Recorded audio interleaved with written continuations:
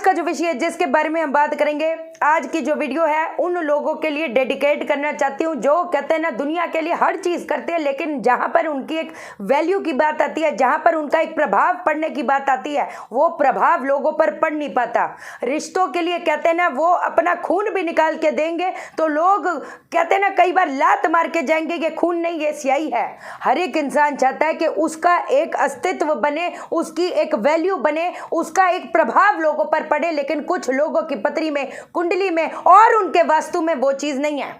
क्या चांसेस बन जाते हैं कि एक्स्ट्रा मैरिटल अफेयर हो जाता है, और अगर एक्स्ट्रा मैरिटल अफेयर है, अगर डिवोर्स तक बात आ रही है, तो कौन से ऐसे जबरदस्त उपाय से हो जाएगा बेड़ा पार, बदल जाएगी दशा की दिशा।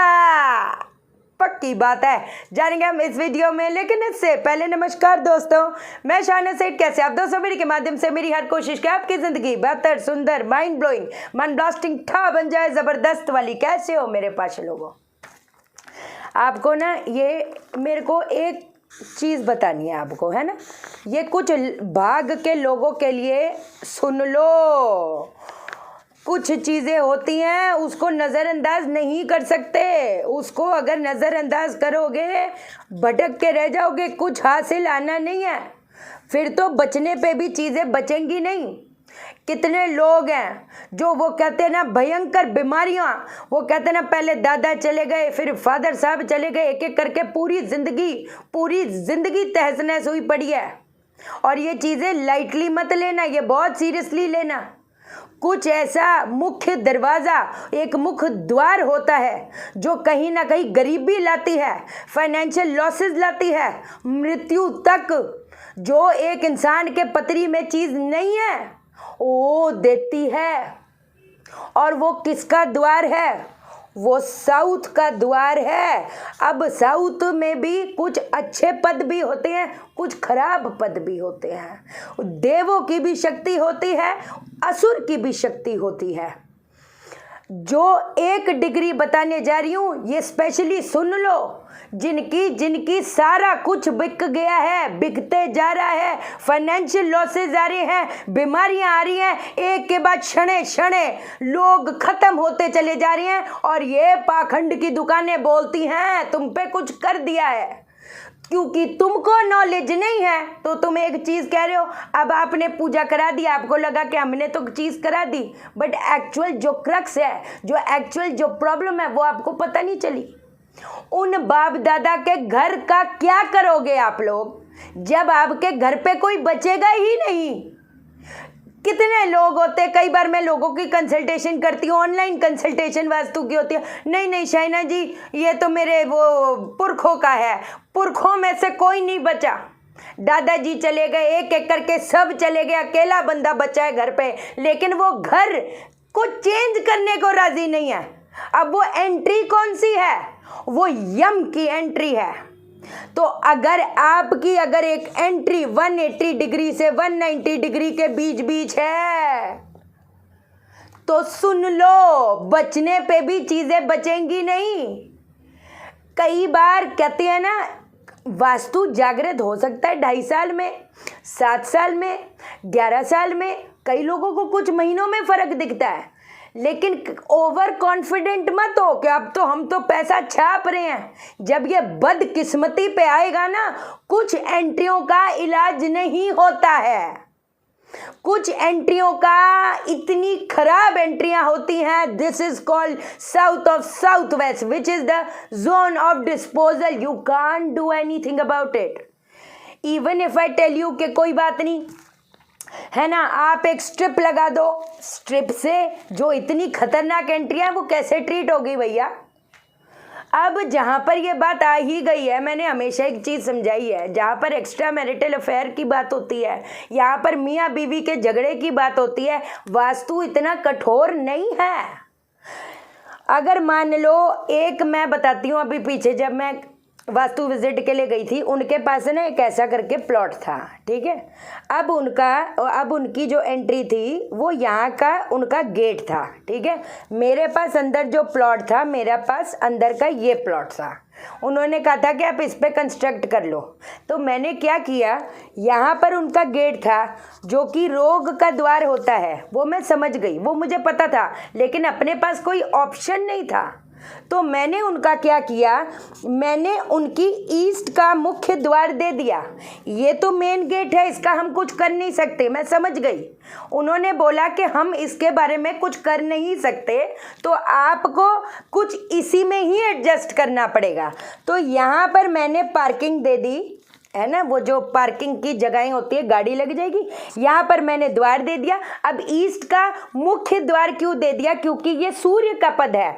तो सूर्य की पद से जब ये इलेक्ट्रोमैग्नेटिक वेव्स आएंगी, सूर्य की रोशनी पड़ेगी, तो वो तो रोग को वैसे ही पिछाड़ मारेगा। ऐसा नहीं है कि एडजस्टमेंट्स हो नहीं सकती, हो सकती है, पर शर्त यह है कि अगर एक चीज इम्बैलेंस है तो हम दूसरे को बैलेंस कर ले।